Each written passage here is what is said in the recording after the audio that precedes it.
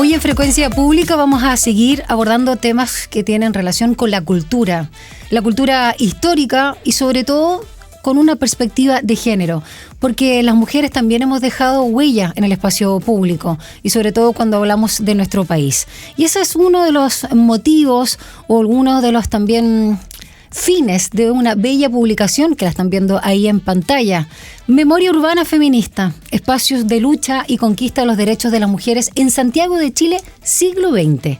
Este es el nombre de la publicación donde se geolocalizan más de 100 acontecimientos que son muy significativos para la historia en general y por supuesto para nosotras las mujeres. A cargo de Vértice Urbano, esta publicación busca contribuir a la construcción de una memoria urbana feminista que busca reconocer a las mujeres como protagonistas y gestoras de la historia y que aquello se refleje ciertamente en el espacio urbano. Y vamos a hablar de este tema con Paulina Gatica Araya. Ella es integrante de Fundación Vértice, geógrafa, magíster en urbanismo de la Universidad de Chile y actualmente es académica de la carrera de Pedagogía en Historia y Geografía de la Facultad de Educación de la Universidad Católica Silva Enríquez. Y bueno, ahora nos vamos a centrar por supuesto en la Fundación Vértice y en esta memoria urbana feminista. ¿Cómo estás, Paulina? Bienvenida. Muchas gracias por la invitación. Qué interesante, me encanta el cruce no solo de, en este caso, la localización, sino tú desde tu disciplina, cómo aporta finalmente para poder generar una publicación o más bien un entendimiento del espacio urbano como parte de la historia y de estas huellas, ¿no? Quiero partir preguntándote a propósito de este último 8M, o que estamos ya justamente una semana, en este viernes 15, ¿cómo sientes tú que hemos ido también avanzando no solo en todas estas temáticas legislativas que tienen relación con una equidad de género, sino también en ser presentes en la historia, sobre todo en el espacio público? Mira, yo creo que, siempre las marchas del 8M son tremendamente emocionantes, porque cuando uno va, no tan solo tiene que ver con tomarse la calle, ¿no? Con que las mujeres salgamos a la calle a manifestarnos, sino que también se han convertido en un espacio seguro, se han convertido en un espacio de mujeres de distintas generaciones, que yo creo que de cierta manera también nos invitan a pensar un poco en nuestra vida, en nuestras experiencias, en nuestra historia, a reconocer el valor, por ejemplo, que también han tenido nuestras ancestras, ¿no? Para conseguir, muchos de los avances en materia de derechos que tenemos, pero también son una invitación para seguirnos luchando, ¿no? Yo creo que todavía, a pesar de que estamos ya en 2024, ¿no? Todavía quedan muchas cosas en las cuales nosotros tenemos que seguir avanzando. Y el 8M, claro, es una cuestión más bien simbólica, ¿no? Donde salimos a la calle todos los años, pero creo que también es una invitación, ¿no? Como a plantearnos un montón de temas que están pasando hoy en día, que son parte de la agenda y en las cuales todavía tenemos que seguir luchando, ¿no? Lamentablemente vemos como día a día las cifras de violencia contra las mujeres aumentan. A pesar, ¿no? De que nos manifestamos con mucha fuerza, de que años atrás, ¿no? Tuvimos marchas históricas, en la sociedad todavía no podemos seguir avanzando como nos gustaría para poder eliminar, ¿no? La violencia de género. Eso. Cuando hablamos justamente del espacio público, no solo las calles, no solo la especialidad, digamos, de los lugares concretamente, sino de lo que significa el espacio público, que es el mundo laboral, el lugar donde se toman las decisiones, por supuesto el tema político, económico.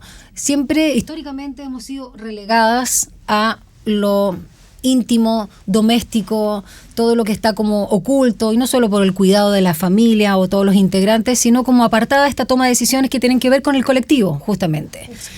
Entonces, es muy significativo lo que significa tomarse o dejar huella el espacio urbano, pero tomárselo también como una demostración de que aquí estamos las mujeres y que este también es nuestro lugar y que no tenemos que temer ser violentadas, agredidas, literalmente violadas por una fuerza colectiva y no solo masculina, sino de toda la sociedad.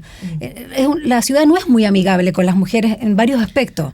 Entonces creo que también como geógrafa, como mujer y por supuesto como integrante de Vértice Urbano, hablemos de la importancia de este espacio, tanto en lo simbólico como en lo más concreto y político. No, sin duda, o sea, creo que para todas las personas que de cierta manera estamos involucrados en los estudios de género en la ciudad, ¿no? La gracia, bueno, que tiene Vértice es que todas nos dedicamos al urbanismo, ¿no? Y muchas veces hemos tenido esta conversación, ¿no? Porque parte también de una experiencia individual, pero que se vuelve colectiva. Las ciudades son hostiles en su diseño, ¿no? Y yo creo que si lo miramos de una manera inclusiva, son hostiles para niños, para personas mayores, para mujeres, para hombres. Para personas con discapacidad, o con digamos, algunas limitantes de movilidad. Por supuesto. Claro. Entonces creo que para las mujeres es mucho más, ¿no? Tú, bueno, bien lo decías, ¿no? Nosotras nos desplazamos de manera distinta por la ciudad, reconocemos espacios de manera distinta. Principalmente por el miedo que sentimos al desplazarnos, ¿no? Y eso va desde cuestiones tan simples como la luminaria, hasta el ancho de las veredas, la distancia que hay que recorrer entre un paradero de, por ejemplo, de micro, la distancia que hay que recorrer al metro. Son un montón de preguntas que nos hacemos las mujeres cuando planificamos nuestro viaje, por ejemplo, ¿no? Y eso ocurre en el espacio público. Pero también es súper importante lo que tú señalas respecto a que generalmente las mujeres somos ubicadas en el espacio privado, en el espacio doméstico, ¿no? Pero la verdad es que, y es algo que nosotros corroboramos con la publicación de la que vamos a hablar en unos momentos más, es que mucha de nuestra historia también ha ocurrido de manera colectiva y ha ocurrido en el espacio público. Pero ¿cuál es el problema? Que en el espacio público hay escaso reconocimiento a las mujeres. De hecho, si yo le pregunto a la mayoría de las mujeres ¿qué, por ejemplo, espacio recuerdan que haya sido importante para la historia de las mujeres en su ciudad? Van a quedarse un rato pensando, porque la verdad es que no logran ubicarse, pero también si pensamos en los monumentos, si pensamos en las escuelas, si pensamos en los museos, tenemos algunos nombres de mujeres. Está, por ejemplo, muy reconocida la Gabriela Mistral, la Violeta Parra, pero sin duda hay más. Y no tan solo hay historia individual, sino que también hay historia colectiva. Y lamentablemente esos espacios hoy día no están reconocidos en la ciudad. Sabemos muy poquito de nuestra historia y mucho menos sabemos dónde ocurrieron acontecimientos que son importantes, por ejemplo, para la historia de las mujeres. Entonces todo ese entramado de cosas finalmente nos deja en una situación que es bastante desigual, ¿no? Y que nosotros creemos que es súper importante que empecemos a reconocer estos espacios, porque también así apuntamos a la generación de ciudades que sean más inclusivas y que tengan una perspectiva de género. De hecho, cuando te escuchaba, Paulina, es muy interesante también pensar cómo nos han invisibilizado, apartado, segregado, violentado en el espacio público. Y a propósito de este reciente 8M, pero lo hemos visto en otras oportunidades, lo que hace la coordinadora feminista 8M de resignificar simbólicamente, pero también las estaciones de metro, las calles, y lo vemos también en la ciudadanía con nombres de mujeres, me parece bastante relevante como señal, pero es algo que surge nuevamente desde la ciudadanía, no es algo que esté, digamos, pensado o que les importe a las autoridades o a quienes nos representa para que realmente estemos integradas. Y por eso, antes de hablar de la publicación que vamos a entrar, cuéntanos cómo trabaja Vértice Urbano. Tú nos decías, ¿no?, que es un colectivo, una agrupación integrada, obviamente, básicamente por mujeres, dedicada a los estudios urbanos y territoriales, con esta perspectiva feminista, pero también ecológica, que va muy de la mano. Sí. Pero, ¿qué es lo que hacen en lo concreto? También para como, y no me refiero al sentido de utilidad, que es muy masculino, muy patriarcal, sino más bien la mirada de la propuesta también que hacen desde filosofar hasta, no sé, hacer quizás algunas propuestas para posibles o futuras políticas públicas. Sí, sin duda. Mira, Vértice Urbano es una agrupación de mujeres, como tú lo decías, que se creó ya hace casi 6 años, y que justamente somos mujeres de distintas disciplinas, de las ciencias sociales, de la geografía, la sociología, la arquitectura, el diseño, pero que tenemos nuestro foco puesto en la ciudad. Somos urbanistas en realidad, y nace también como una agrupación que buscaba hacer investigación aplicada. muchas de las integrantes de Vértice nos dedicamos a la investigación, otras a las políticas públicas, y nos dábamos cuenta que muchas veces cuando se hace investigación, la investigación queda guardada. Nosotros dijimos, ya suficiente de esto, queremos hacer investigación aplicada, creemos que podemos hacer aportes en esa materia, y siempre una perspectiva feminista, que es tal vez el punto donde nos reúne a todas. Y desde ahí, bueno, nosotros empezamos a trabajar en distintos temas, siempre muy preocupados finalmente de frenar o tratar de disminuir, ¿no?, las brechas que existen. Por ejemplo, en la pandemia, nosotras vimos cómo las ollas comunes empezaron a aparecer con mucha fuerza, y nuevamente las ollas comunes estaban siendo levantadas en su mayoría por mujeres, ¿no? Sí. Entonces ahí trabajamos, de hecho, en un mapa de ollas comunes que pusimos a disposición de la comunidad. Después hicimos un estudio de caracterización de esto, porque la verdad es que es algo que se va repitiendo en nuestra historia, ¿no? Y así, bueno, dentro de estas conversaciones que uno tiene, la verdad es que trabajar con mujeres es algo que muchas veces es estigmatizado, ¿no? Como que trabajar con mujeres es complicado, pero la verdad que para nosotras ha sido maravilloso poder trabajar juntas. ¿Dicen los hombres eso en todo caso? Sí, por supuesto.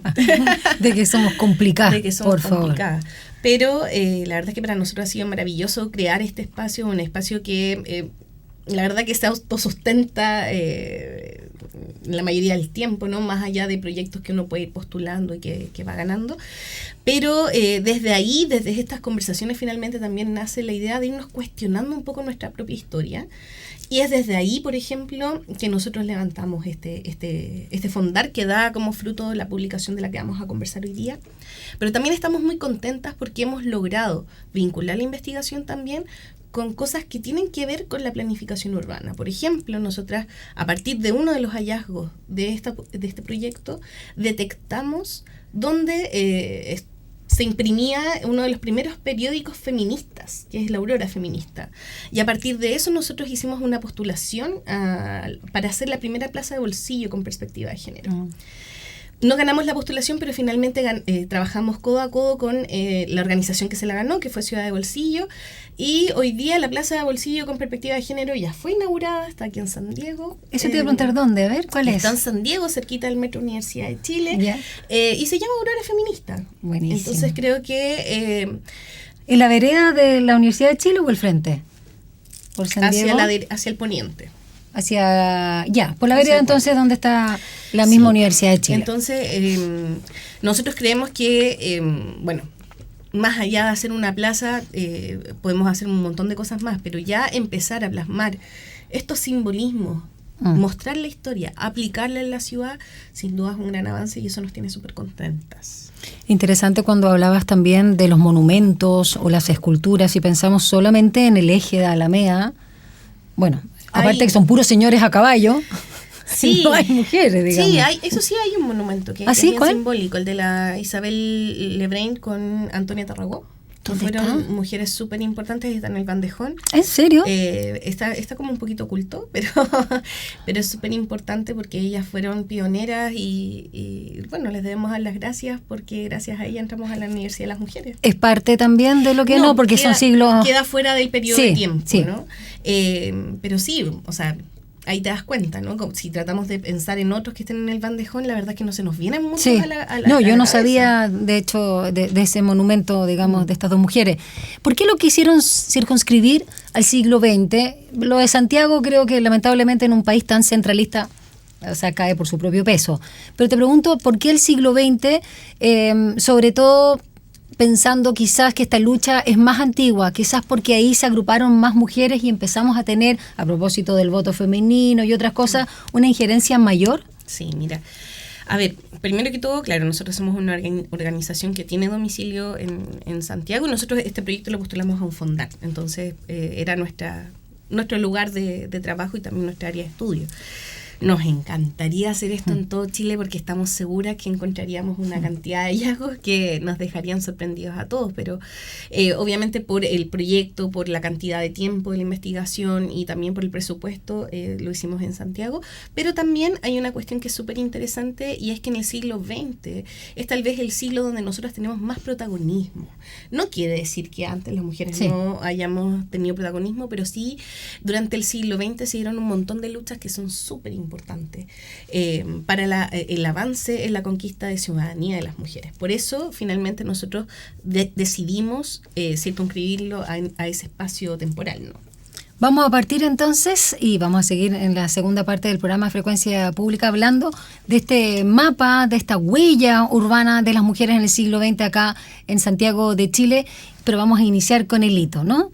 Este primer periodo, 1900 a 1935, el movimiento feminista obrero. Y acá vamos a ir mostrando también un poco lo que es esta publicación, pero cuéntanos con qué nos vamos a encontrar y cómo describir este periodo de 3 décadas a través de distintos puntos de la ciudad. Mira, este periodo en particular es súper interesante y tal vez es un periodo que por su antigüedad... Fundador también, ¿no? Sí, por desconocimiento tal vez no lo recordamos tanto, pero sucedieron cosas súper interesantes. Yo haría como... tal vez dos líneas, ¿no? Primero es el protagonismo que empiezan a tener las mujeres en las publicaciones, ¿no? Empiezan a aparecer las primeras revistas, los primeros círculos de lectura de mujeres, y las mujeres en cierta manera se empiezan a reunir y empiezan a plasmar de alguna manera sus demandas. De hecho, por ejemplo, la aurora feminista que yo la mencionaba anteriormente es el primer hito que nosotros tenemos en nuestra publicación en 1904 y ya había un periódico que se llamaba Aurora Feminista. Imagínate lo que es declararse feminista en 1904. Tremendo, ¿no? Tremenda provocación. Tremenda provocación. Pero también hay una cuestión que es súper interesante y que para nosotras creo que es muy importante rescatar. No tan solo las mujeres de la élite se pronunciaron frente a sus demandas, sino que también las mujeres obreras. Y por eso en esta época aparecen muchos sindicatos, aparecen fuertemente, por ejemplo, está el sindicato de la aguja, aparece la FOT, que es el caso donde nosotras hacemos como un barrido ahí un poquito más, con más detalle. La Federación Obrera de Chile fue súper importante, pero también las mujeres que ahí participaron. Claro. Las mujeres obreras también tenían demandas y creo que en ese sentido... sacar a la luz, mostrar esto para nosotros era tremendamente significativo. Y es porque de cierta manera también ahí ocurren un montón de acontecimientos que después van a derivar en el periodo que viene después y que tiene que ver mucho más con nuestros derechos políticos. Pero también acá, perdona Paulina, hay un periodo bien importante que ustedes rescatan en este momento como fundacional del siglo XX, de 1900 a 1935, que es también la educación, sí, ¿no? Sin duda. Y sobre todo la educación superior. Sí, ahora las mujeres empiezan a entrar a distintas carreras durante este periodo, no con tanta fuerza como en los años que vienen, pero sí es importante, sin duda. 1900 a 1935 tiene un montón de acontecimientos que las personas pueden ahí revisar con mucho detalle en nuestra publicación y que sin duda son la antesala para lo que viene después. Si no hubieran sucedido esas cosas, probablemente... No estaríamos aquí. No, estaríamos acá, pero yo creo que sí hubiera sido un poco más difícil el avance. Absolutamente.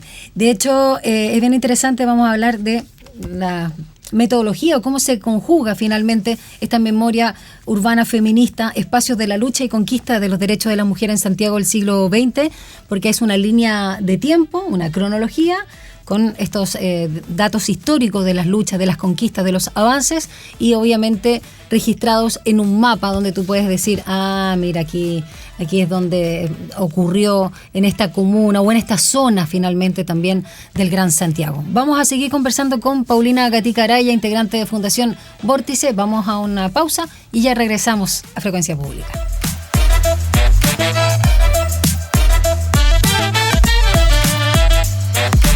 Y seguimos conversando esta tarde acá en Frecuencia Pública con nuestra invitada, geógrafa y una mujer dedicada también a levantar la memoria urbana y ver todo el tema urbano en relación también a las mujeres. En este caso estamos hablando de historia, una historia bastante reciente si pensamos, ¿no? Porque es el siglo XX, a través de esta publicación que viene a situar espacialmente y con una cronología desde 1900 hasta que termina el siglo XX, y con estos espacios de lucha, conquistas también, por supuesto, de los derechos de las mujeres en la capital, acá en Santiago de Chile. Paulina Gatica, quería preguntarte también, antes de seguir con los contenidos, yo te decía, tú me comentabas, la verdad, que la mayoría son mujeres de la Casa de Bello, como le dicen, ¿no? De la Universidad de Chile, pero también de la Universidad Alberto Hurtado. Sí. Y hay también una de nuestras académicas de la USACH. No, ex estudiante. Egresada. Estudiante, ya, egresada, jovencita todavía. Egresada. Ya. Sí. De arquitectura. De arquitectura, acá en los USACH. Sí, como te decía, bueno... ¿Cómo llegaron a conversar a ustedes? ¿Dónde se encontraron? ¿O un tema de amistad? Porque finalmente, claro, cuando son de una misma escuela, facultad o universidad, se da de una forma más fácil. Sí, para trabajar juntas, ¿cómo se dio esa sinergia? Mira, nosotras, bueno, las que fundamos Vértice, nos conocimos en la Facultad de Arquitectura y Urbanismo de la Chile, mientras hacíamos nuestros estudios de posgrado en urbanismo, en el magíster en urbanismo. Pero nosotras somos parte de la Red de Mujeres por la Ciudad, como organización. Perfecto. Y en la Red de Mujeres por la Ciudad hemos hecho muchas actividades que tienen que ver sobre todo con... las distintas tal vez problemáticas que están viviendo las mujeres en la ciudad. Hay distintas organizaciones que la componen, y hace unos años atrás hicimos un proyecto muy bonito que tenía que ver con una escuela de liderazgo, de lideresas territoriales, y ahí conocimos a varias de las integrantes hoy día de Vértice. Ahí tuvimos un trabajo colectivo con distintas municipalidades, con distintas organizaciones. Fue un proyecto precioso, y bueno, también eso derivó en que muchas de las personas que participaron ahí ingresaron hoy día a Vértice. Excelente. Mira, ya, sigamos entonces con esta línea de tiempo, en este primer periodo histórico que ustedes determinaban entre 1900 y 1935. Tú bien lo decías, Paulina, el primer hito, 1904, la creación del periódico Aurora Feminista, dirigido por Eulogia Aravena de Rojas. Luego, relanzamiento del periódico, en este caso feminista, La Alborada. Mira qué bonito esto. Fundación de la Asociación de Costureras. Después Carmela Geria e Inés Macías hablan en el acto Día Internacional de los Trabajadores. Ahí cuentan una pequeña reseña de lo que pasó, en qué consistía la asistencia y, por supuesto, siempre el lugar. Y terminan este primer periodo, para situarlo también aquí, bueno, acá pasan por lo que tú decías, ¿no? El FOCH, la fundación del Consejo Federal Femenino de la Federación Obrera de Chile, ya en 1917. Y el último hito es acá, la fundación del Movimiento Pro Emancipación de las Mujeres de Chile, el famoso MENT. Hablemos de los siguientes periodos, cómo también los van situando, por ejemplo, a propósito de este hito que es fundamental en el ámbito también político y de representación. Sí, bueno, el MEMT, tú lo decías, fue tremendamente importante en nuestra historia, porque el MEMT, además de manifestar, reunir mujeres, denunciar, conversar también, ¿no? Sobre las distintas vivencias, experiencias que tenían en sus espacios privados, ¿no? También empezaron a demandar cuestiones colectivas tan importantes como nuestro derecho a voto. Y tal vez el MEMT también pasa a la historia justamente por haber sido una organización fundamental en el sufragio femenino universal en Chile. Y creo que todo este periodo, si bien obviamente también hay otro tipo de avances de derechos, sin duda está marcado por lo que tiene que ver con el sufragio universal femenino, ¿no? Y ahí hay un montón de otros acontecimientos, pero que se van dando a la luz de esto mismo, ¿no? También creo que por primera vez las mujeres ya en los primeros 50 años, tal vez saliéndonos un poquito de la periodización, ¿sí? Consiguen cuestiones que son súper fundamentales. El derecho a alza a la cuna, por ejemplo, que para nosotras hoy día, madres trabajadoras, es fundamental. El derecho a la nulidad. Y así un montón de otras cuestiones que de repente se nos olvida, pero no sucedieron hace tanto tiempo. Sí, por eso decíamos, en realidad el siglo XX fue ayer y estos avances también, aparte de los que quedan pendientes. Y luego un periodo obviamente bastante crítico y doloroso para nuestra sociedad, como es 1950-1973. ¿Dónde se centra ahí la discusión, las conquistas y las luchas? Mira, hay una cuestión que es súper interesante de este periodo, porque otras mujeres durante nuestra historia han tratado de estudiar el feminismo, las olas que ha tenido, y bueno, Julieta Kirkwood fue particularmente importante. Julieta, justamente este periodo, ¿no? Lo declaraba como el silencio feminista, ¿no? nosotras la verdad es que cuando encontramos muchos hallazgos en este periodo nos dimos cuenta que no fue tanto un silencio feminista. Si bien ya el MEMT no tenía la fuerza que tenía antes y toda esta fuerza colectiva un poco se va diluyendo y empiezan a aparecer luchas un poquito más individuales, es tremendamente importante.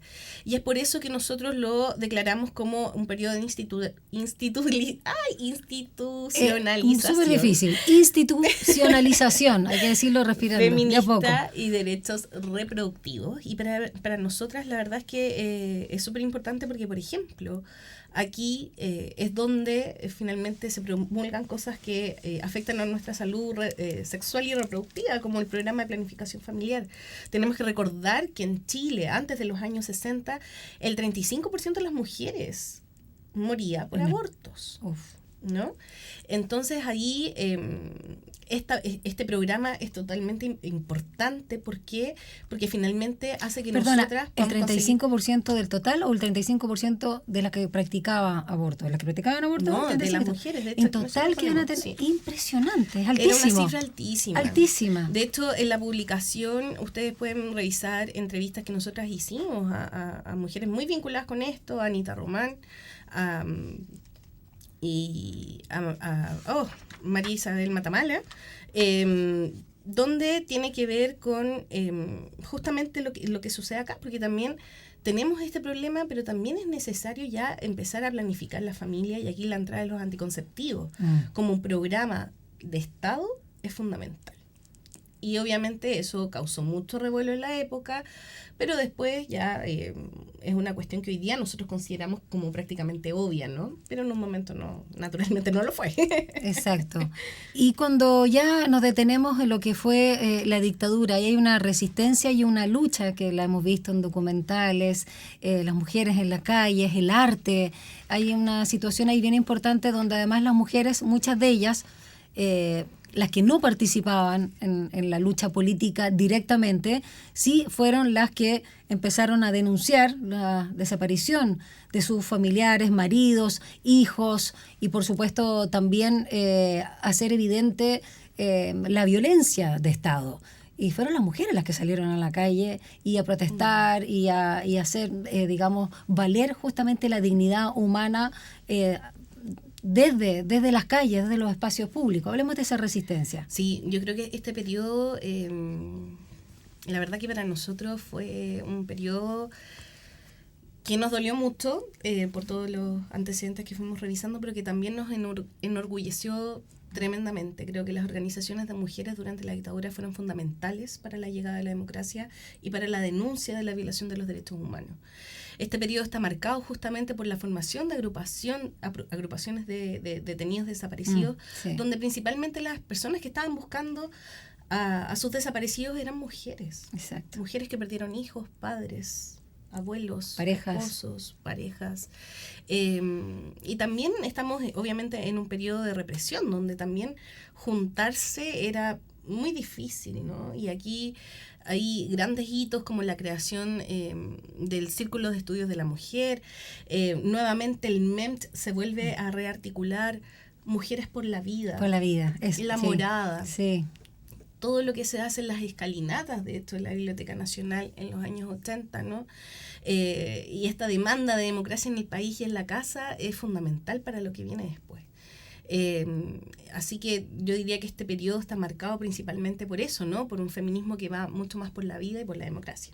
¿Qué punto a ti te llamó la atención de la ciudad, no solo de lo simbólico y significativo como tú hablabas, la Biblioteca Nacional, o puede ser la Moneda, o cierta calle, digamos, no sé, Bandera, que son, digamos, más clásicas y reconocibles, incluso para un turista, pero que tú dijeras, no sé, yo me movía por acá toda mi vida, por acá estudié, o por acá trabajé, o por acá vivo, y pasó esto. ¿Te ocurrió una sorpresa así, o alguno de los que estuvo trabajando en esta investigación? Sí, yo creo que, a ver, por ejemplo, uno ve ciertos lugares que no gozan de protección patrimonial como nos gustaría y que son tremendamente importantes y que muchas veces son reconocidos como espacios patrimoniales por otro tipo de cosas. Por ejemplo, el Teatro Capitol en Independencia, ¿no? El Teatro Capitol es importante porque era el Teatro Capitol y todo lo que ello involucraba. Pero, de hecho, cuando hicimos el lanzamiento conversábamos con la subsecretaria de Patrimonio y decía qué importante es reconocer el patrimonio, pero desde una mirada de género, porque ahí, por ejemplo, el MEMT tuvo actividades súper importantes. ¿Como sede? No, claro, como sede para poder hacer como... Convocatoria, exactamente. como el Caupolicán, digamos. El Teatro Caupolicán. También. Fundamental, sí. ¿no? La Universidad de Chile, la Casa Central, también fue súper importante. Todo el eje de las calles del centro, la verdad es que, claro, creo que estos hallazgos, y si uno ve el mapeo general, se da cuenta que Santiago como centro también tenía un rol súper importante. Todas las personas iban al centro, toda la vida política cívica ocurría en el centro. Y es algo que, claro, después de la segunda década se empieza a diluir. ¿Por qué? Bueno, porque la ciudad va creciendo también, ¿no? Entonces empiezan a aparecer hechos importantes en La Pintana, en La Granja, en Independencia, en Conchalí, y así se van diluyendo un poco. A mí en particular, creo que sí me llamó la atención que cuando tratamos de mapear muchos acontecimientos no encontramos las direcciones, porque ya no existían, sobre todo en el periodo de 1900 hasta 1935 aproximadamente, de hecho no, un poquito más, hasta 1950. Y es porque, bueno, nuestra ciudad ha crecido y se han hecho muchas renovaciones urbanas que han cambiado nuestras calles. De hecho, nos pasaba que mirábamos el mapa y era, ¿pero dónde está? No existe. Y empezamos a también tener que recorrer muchas cartografías antiguas para poder localizar la calle y poder poner un punto ahora más o menos cerca. Claro, para poder situarlo. Y lo último, el periodo que ya nos acerca al siglo XXI, del cual llevamos 2 décadas. ¿Qué es lo que sucede desde 1989 a 2002, de lo más significativo que tú puedas comentarle a nuestros auditores, Paulina, con este retorno democrático? Y la segunda, a ver si me sale, institucionalización. Oye, qué complicada palabra. Súper complicada. Sí, es muy patriarcal la palabra. Sí. ¿Para qué tanto? Mira, yo creo que, bueno, el retorno a la democracia sin duda es un acontecimiento histórico súper importante, tal vez uno de los más importantes que ocurrió durante el siglo pasado, pero también para nosotras es súper importante porque de cierta manera se institucionaliza, tenemos instituciones que hoy día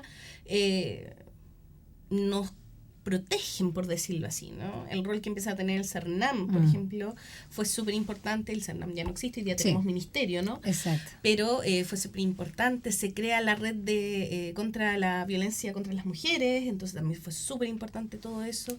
Si bien toda esta lucha como colectiva que había renacido en los años 80 se empieza a perder, creo que es lo que nos direcciona hasta lo que tenemos hasta hoy día, ¿no?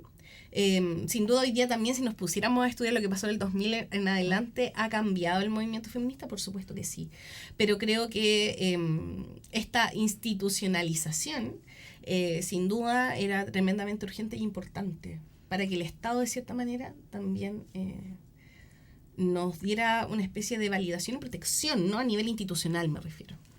Cuando realizaron esta investigación y ya tenían la publicación, en tu caso en particular, ¿en quién pensabas como que podría ser un lector y lectora, digamos, que necesitara esta publicación? Y te lo digo sobre todo pensando, no solo cuando la gente desconoce o todos desconocemos ciertos hechos por invisibilizados, por una estrategia política también, por supuesto, por una época, pero también pensando lo que sucede ahora, lo que vemos en la prensa, algunas reacciones también de ciertos sectores, otros no se atreven porque les da miedo que sean funados, cancelados, qué sé yo, otros son más violentos en sus declaratorias, que son antifeminismo, no entienden tampoco, creen que es un solo movimiento, en fin.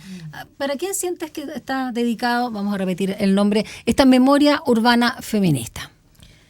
Mira, yo creo que nosotros cuando hicimos esta publicación la hicimos pensando en las mujeres, pero también en toda la ciudadanía. Yo creo que es súper importante que hoy día conozcamos la historia. Por ejemplo, pensé en mis estudiantes, pensé en mi familia, pensé en mis amigos, pensé la verdad, en un espectro bastante amplio. Obviamente uno quiere que las mujeres conozcan esto, pero también necesitamos que toda la ciudadanía finalmente se empape un poco de esto. ¿Por qué? porque es importante. Si finalmente cuando uno trata de hacer este tipo de proyectos, y de hecho en particular esta publicación nosotros la hicimos en un lenguaje súper simple. No queríamos hacer una publicación académica, por ejemplo, que fuera incomprensible para las personas. Queríamos hacer una publicación que en un lenguaje simple permitiera hacer este barrido histórico. Son 127 momentos. En un momento encontramos muchos más, pero no los pudimos localizar. Fue imposible saber dónde estuvieron esos momentos. Y sabemos también de que probablemente existen muchos más, ¿no? Pero lo que a nosotros apostamos con esta publicación es que ojalá pudiera llegar a la mayor cantidad de gente posible. Creo que en el momento en el que estamos hoy en día necesitamos tener evidencias, conocer antecedentes, nos hace bien también para tener una discusión que sea con base, con fundamento. La verdad es que muchas veces nosotras también como agrupación feminista nos encontramos con muchos comentarios que vienen también desde el desconocimiento, del ataque, ¿no? Y creo que esto es lo que apunta es finalmente a informar a todo el espectro y bueno, en particular a las mujeres, ¿no? Creo que también cuando uno hace estos trabajos de memoria necesariamente piensa también en madre, abuela, bisabuela, ¿no? Y todas las luchas que se tuvieron que dar, ¿no? Las cosas eran muy difíciles a 100 años atrás. Hoy en día, cuestiones que nos parecieran imposibles sucedían 100 años atrás. Entonces, hacer ese reconocimiento nos parece que es una cuestión fundamental, pero también es un comienzo. Y un comienzo que nos encantaría que ojalá también muchas personas se animaran a hacer. ¿Y dónde encontramos esta memoria urbana feminista? Mira, está disponible gratuitamente en nuestro sitio web, verticechile.org. Ahí la pueden descargar como publicación digital. Nosotros hicimos un tiraje súper chiquitito porque la verdad es que cuando postulamos el proyecto no pensamos en hacer una impresión. Pero bueno, hicimos el lanzamiento la semana pasada en el Museo de la Memoria y dijimos no, vamos a hacer una impresión, tenemos ganas de hacer otra, pero por ahora la pueden encontrar de manera gratuita como publicación digital en nuestro sitio web. Excelente. Paulina Gatica Araya, geógrafa, también magíster en urbanismo por la Universidad de Chile, integrante de Fundación Vértice. Muchas gracias por haber conversado con nosotros esta tarde en Frecuencia Pública. Muchas gracias a ti. Que te vaya bien.